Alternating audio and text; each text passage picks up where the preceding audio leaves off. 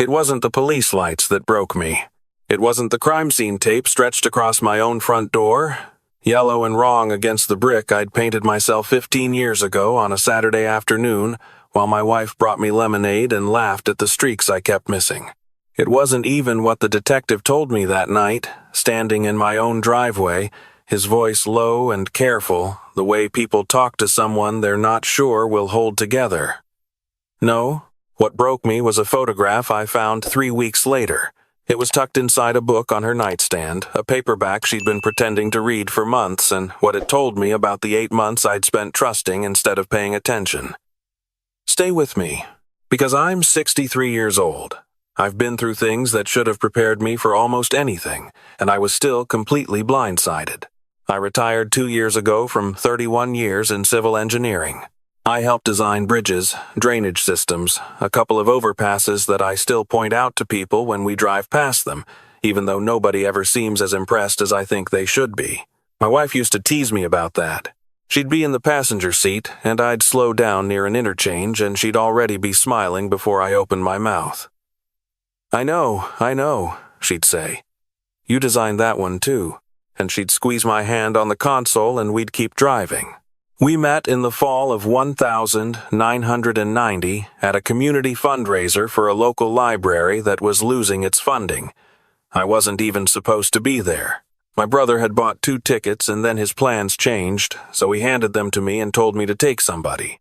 I didn't have anybody to take, so I went alone, ate free cheese and crackers, and spent 20 minutes talking to the woman who would become my wife.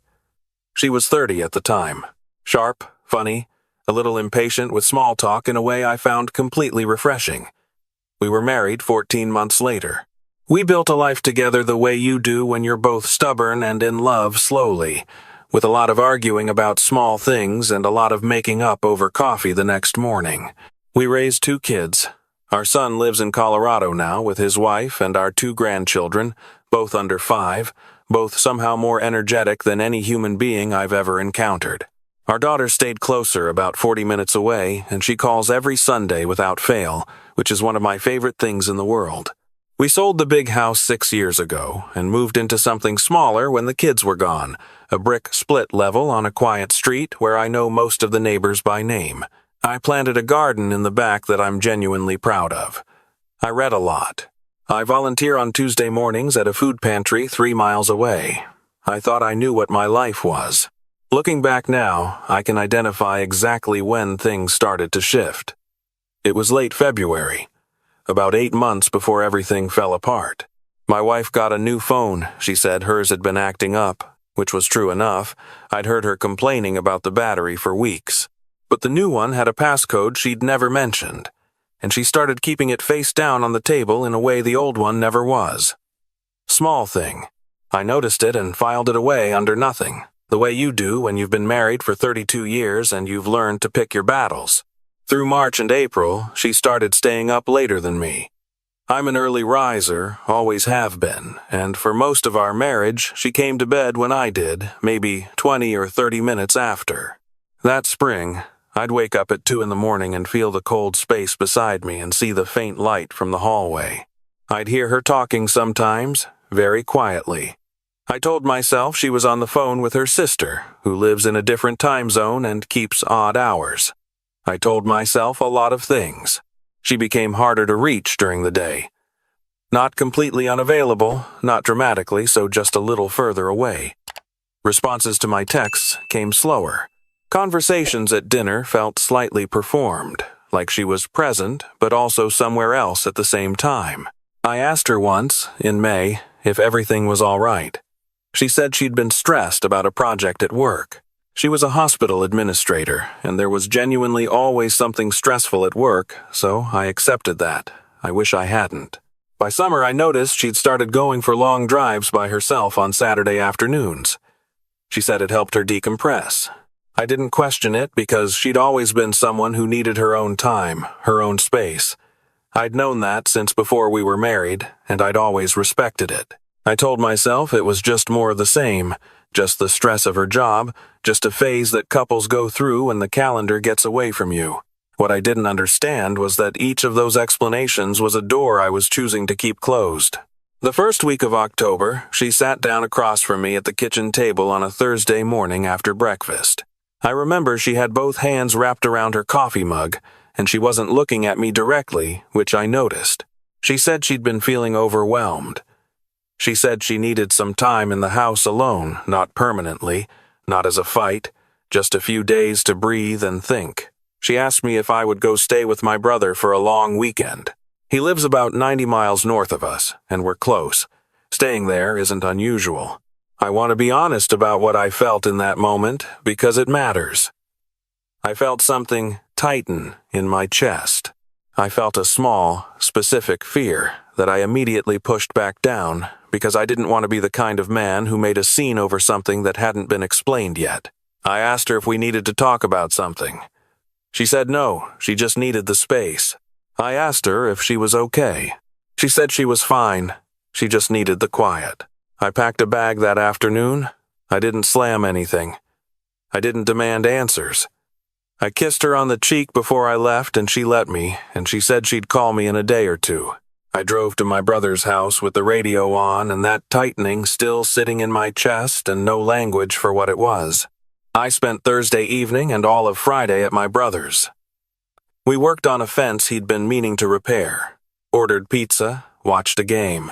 I texted my wife Friday morning and she responded that she was fine and appreciated the space. I texted again Friday evening and didn't hear back, but I told myself she might be asleep early, that she'd been tired. It was my neighbor who called me. He's lived 3 houses down for 11 years. And we've had each other's numbers since the winter storm 5 years ago when half the street lost power and we were checking in on the older couple at the corner.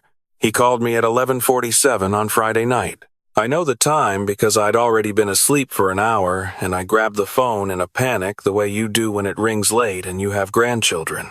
His voice was strange.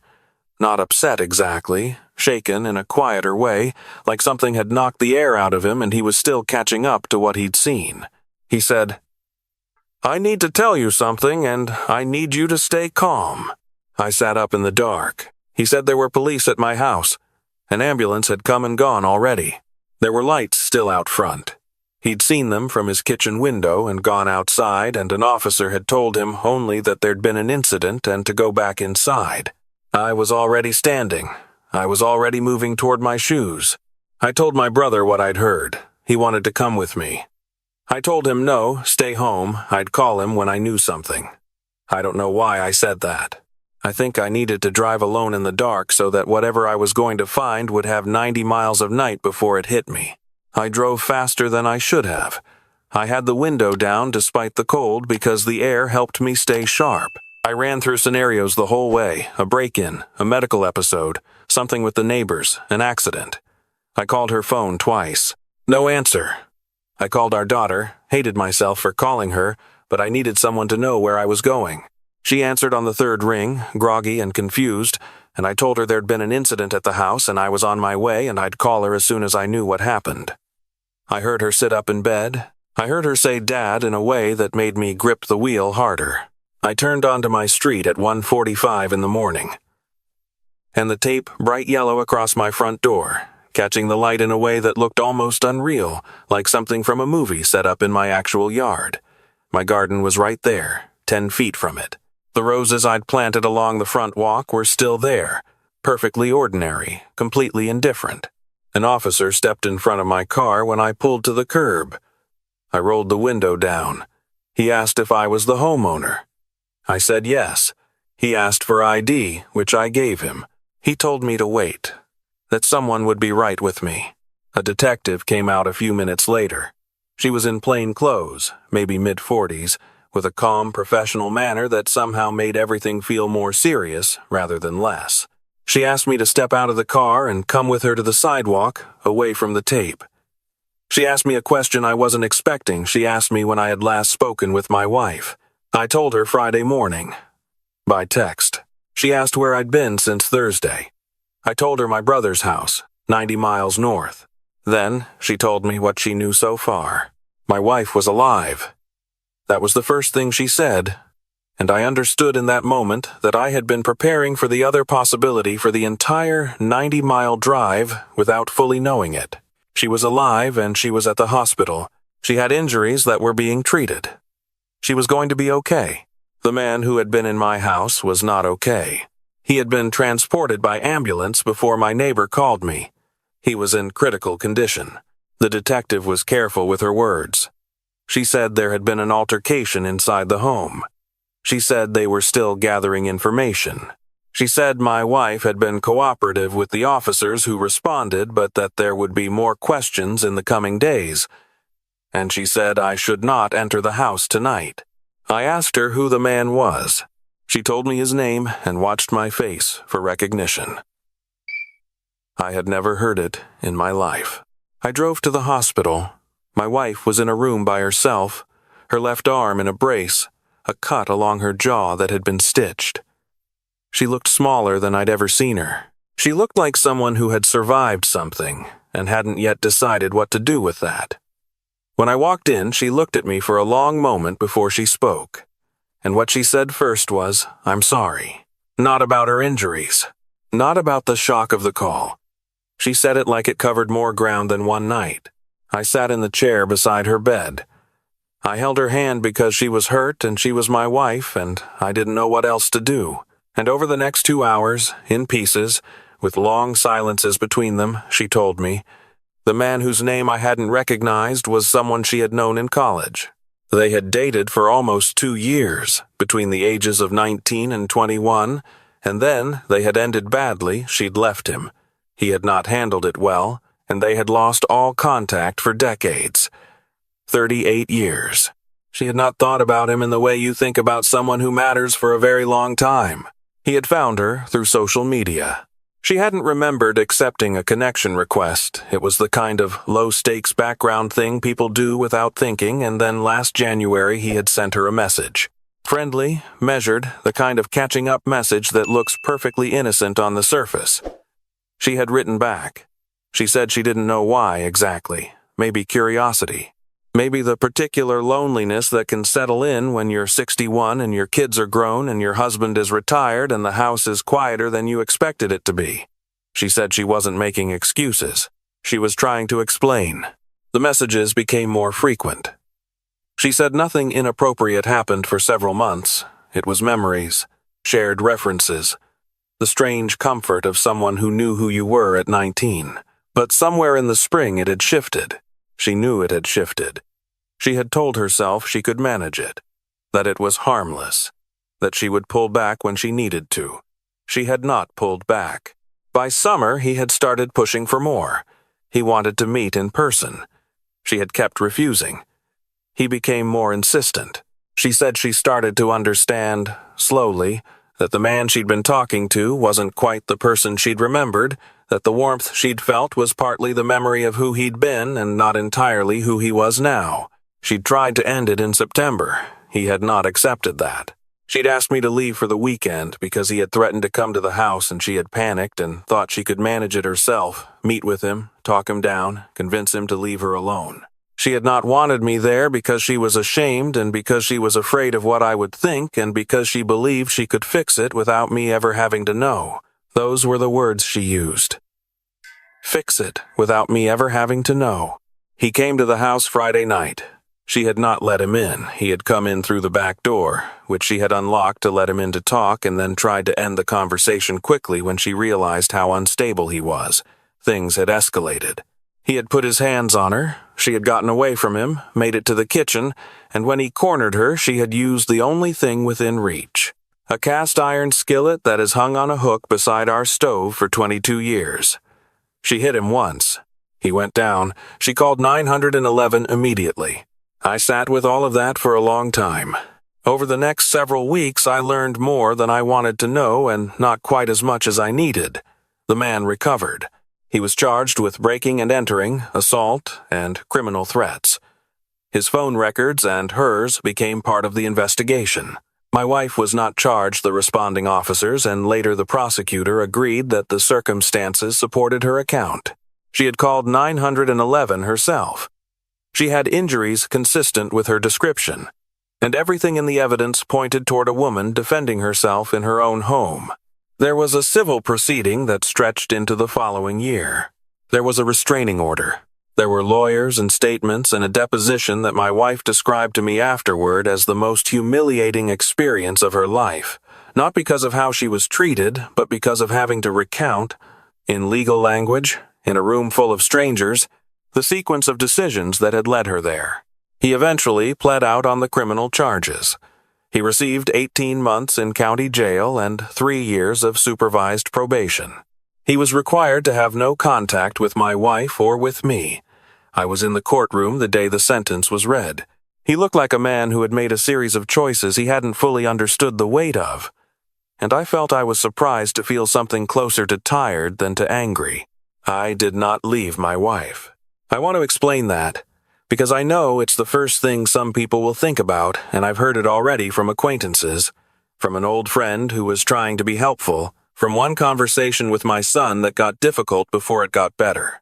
People have opinions about what a person should do in that situation, and most of those opinions are formed from a comfortable distance. Here is what I know at 63 that I did not know at 30. A marriage is not a scoreboard. It is not a contract where a single breach cancels everything that came before. What she did was a betrayal, not the violence, not the self-defense, but the months of hiding, the decision to handle it alone, the locked phone and the long drives and the answer of, "I'm fine," when I asked her directly. That was a betrayal of the particular kind that comes not from hatred but from shame, and those are different things with different shapes. I'm not saying that made it easy. I'm saying it made it possible to understand. We went to counseling. Not immediately. There was a period of several months that I still don't have clean words for, where we lived in the same house and spoke to each other carefully, and I slept well some nights and didn't sleep at all on others. There was one afternoon in November, about 6 weeks after the night I drove those 90 miles in the dark, when I sat in my garden with the year's last tomatoes still on the vine going soft, and I let myself feel all of it, not just the anger, which was there, but the grief, which was bigger. Grief for the version of our marriage I had believed in. Grief for the question I hadn't asked in May when I should have. Grief for the particular silence of a house where something important has been hidden. Our daughter was steady through all of it in a way that still moves me when I think about it. She didn't take sides, which I hadn't asked her to do. She called every Sunday and sometimes also on Wednesdays. She came for Thanksgiving and sat at the table and talked to both of us normally and made her mother laugh once about something small and inconsequential, and I watched my wife's face when she laughed and thought, there she is.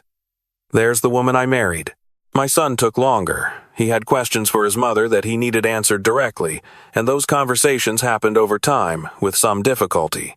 He is not a man who hides his feelings, which I've always considered one of his best qualities even when it makes things harder. By Christmas, he had gotten to a place that wasn't forgiveness exactly. He'd tell you it wasn't, but was something like a decision to move forward without cutting the thread. I think that's all any of us can manage sometimes.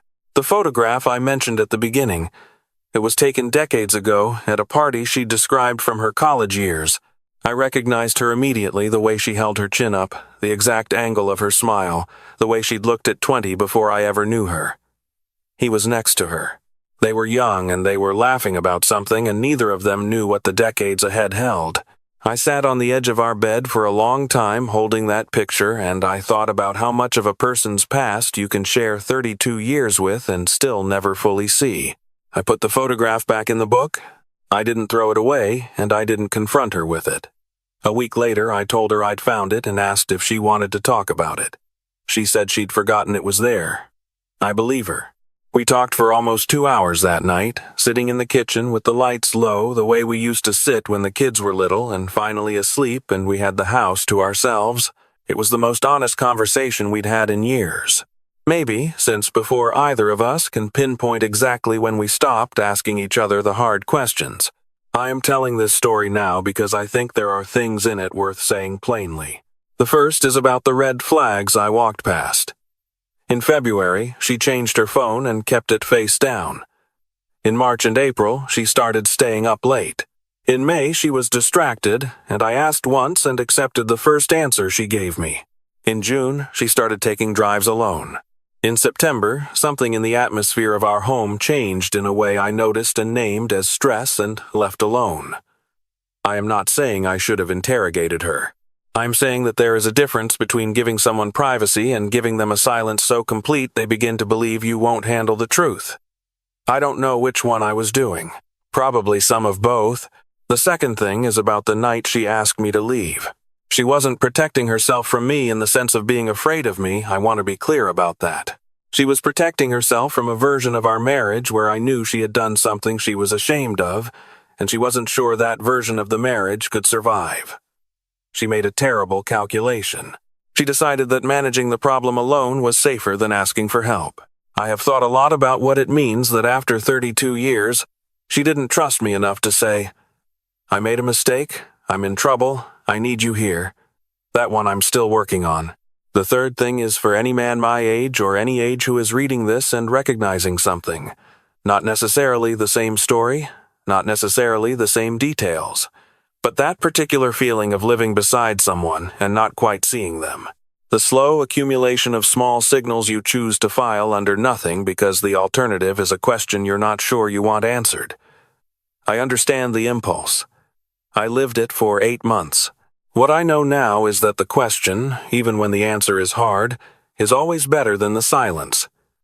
The silence just gives the problem more time to grow in the dark. It has been nearly 2 years since the night I drove 90 miles in the dark to find crime scene tape on my own front door. My wife's arm healed completely. The scar along her jaw is mostly faded. She went back to work in January after taking a leave, and from what she tells me, she's good at it again in the way she always was, which matters to her. We went to Maine last summer, the two of us, the first trip we'd taken alone in several years. We stayed in a small inn near the water and walked on the beach in the mornings and ate lobster rolls and did not talk about any of it for 4 days, which was exactly what we needed. I still volunteer on Tuesday mornings. My garden came back well this year, better than last, actually, which my son says is a metaphor, and I tell him to knock it off, though I think he might be right. I still slow down near the interchanges I helped design. My wife still smiles before I open my mouth. Last Sunday, our daughter called, same as always. We talked for 45 minutes. Before she hung up, she said, "You guys sound good, Dad." And I said, "We're getting there," and I meant it, which is not the same as saying it's simple, or that the hurt has disappeared, or that I don't still sometimes lie awake turning over the months I didn't ask the right questions. But we're getting there, one day at a time. One honest conversation at a time. That's the only way I know how to do it. If there's one thing I'd want someone to take from this, it's not about affairs or betrayal or any of the dramatic specifics that I know are the first things people respond to. It's simpler than that. Check on the people you love. Not just "are you okay" and then accepting fine as the final answer. Actually check. Push gently. Make it safe for them to tell you the truth before the truth finds a way out on its own. I wish I had done that back in May. I wish she had trusted me with it. We're both working on the parts that belong to each of us. That's enough for now. I appreciate you being here and listening to something this personal. If this story stayed with you in any way, if it made you think about something in your own life, feel free to share it with someone who might need to hear it. Take care of yourselves. And take care of the people sitting at the table across from you.